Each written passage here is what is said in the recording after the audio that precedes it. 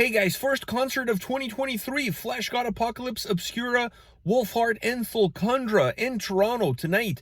Excited about this, been looking forward to it for a very long time. We're at the end of February, and now I'm finally going to a concert. Now, this is at the Axis in Toronto. It used to be called the Mod Club, so they changed the name. I don't know if the venue on the inside has changed, if the looks have changed, but I like this venue. I liked this venue before, so I'm hoping that if anything, there's improvements, and I'm sure it's going to be a fun night with 4 incredible bands and a night of moshing, headbanging, and probably some crowd surfing. Not for me. I'm too old for that shit. I got to go to work tomorrow. But I'm going to go walk over to the venue. I think there's a sound check going on right now, but I'm just going to go over there and see what's going on. And join me for the ride that will be tonight's journey. All right, so we're inside Axis in Toronto. That's how the merch stand looks like. And that's the stage. Sound checks just finished. And doors open in about an hour. And this is how the venue looks right now. Empty, as everybody's still setting up the finer details. But it'll be packed in about an hour's time once the doors are open. The venue looks a little bit different from what it used to look before, but still a fucking cool venue and a great place to listen to some great heavy metal, some great bands on the menu tonight. So how many Italians does it take to hang a banner behind the stage? The answer is a lot. A lot. Apparently it takes a lot of them. Very coordinated effort. They're known for their prowess when it comes to building construction and whatnot. After all, the Romans built the roads that connected Europe, but here we are. 1 hour into this. Hi everyone. So doors are open for the Toronto show tonight, and tour has been great so far. We are so happy with the turnout. Crowds, like North American crowds, are insane. And yeah, we are happy to be in Canada finally. Tomorrow is Montreal, is sold out. Then Quebec City. We're so happy to be here and excited to play.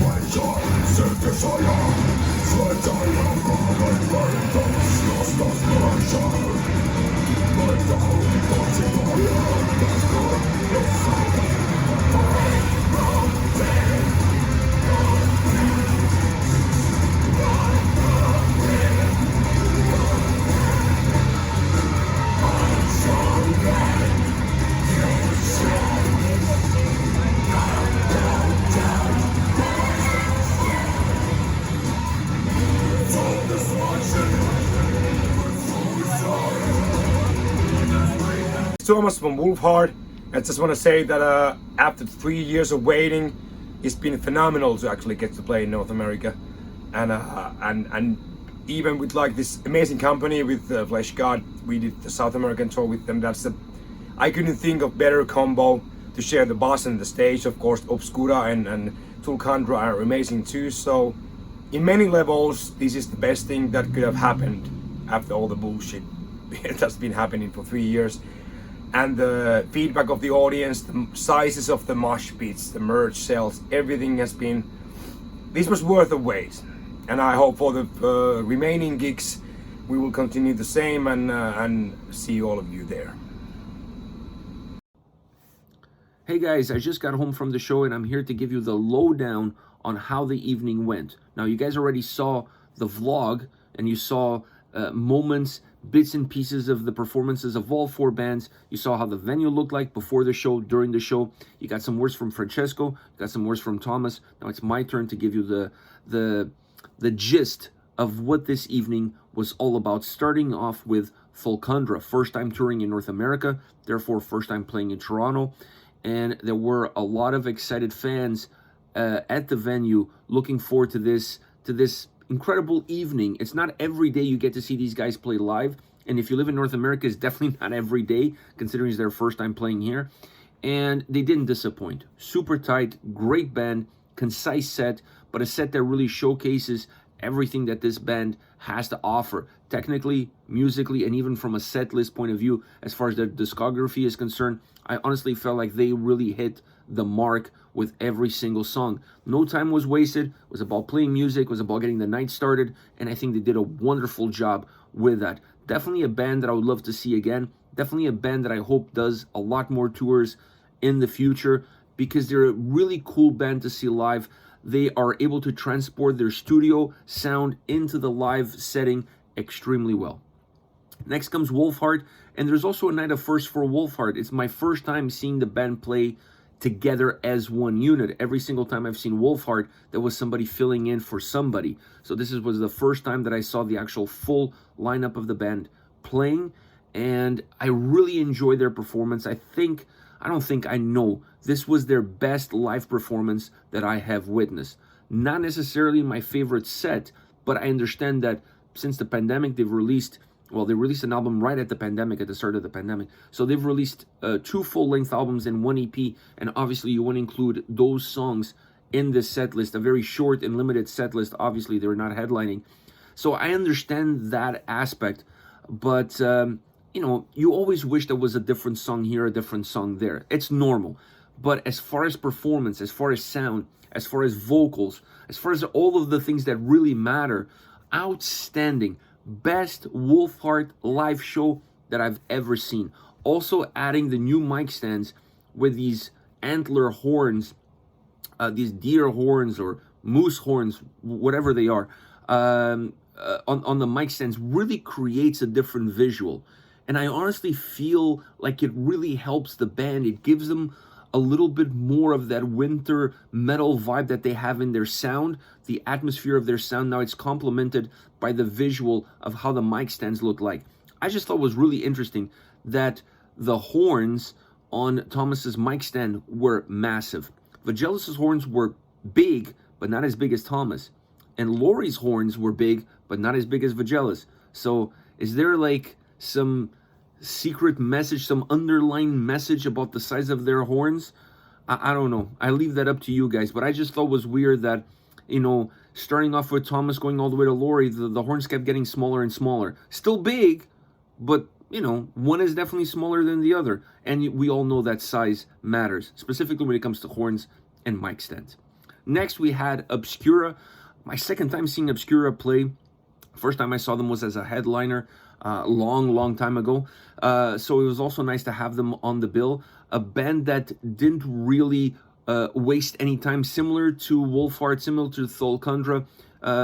When you have one of these opening slots, unless you're the headliner, you really don't have that much time to fool around. It has to be about the music. And to be honest with you, considering the style of sound, considering the style of the bands, I don't want to hear any speech about how they're so excited to play in Toronto. I don't want to see something being recycled that goes from city to city. I'm there for the music, I'm there for the experience. And when it comes to technical bands, when it comes with bands that have this sort of sound, like I said, this sort of atmosphere, you just really want the music to do all the talking, and you don't need any fillers in between. And that's exactly what the Obscura did. Stefan is doing double duties with Thulcandra and Obscura, both guitars and vocals. I tip my hat to him. It's not easy to play the amount of shows that these guys are playing on this tour and sing and perform basically twice every evening. He did it. He's a champ. Great performance by Obscura. Great set list by Obscura. Very similar to the Thulcandra set list. Inclusive of what the band's sound is all about, including new material, old material. Really well defined. I don't think there's any song on either of these two band set lists that I would have changed around. I thought they nailed it perfectly. This is exactly what the set list needed to be, and Obscura delivered another strong performance, as they've always done. At least every time I've seen them live, they've always had strong performances. Last but not least, the Italian geniuses, Fleshgod Apocalypse.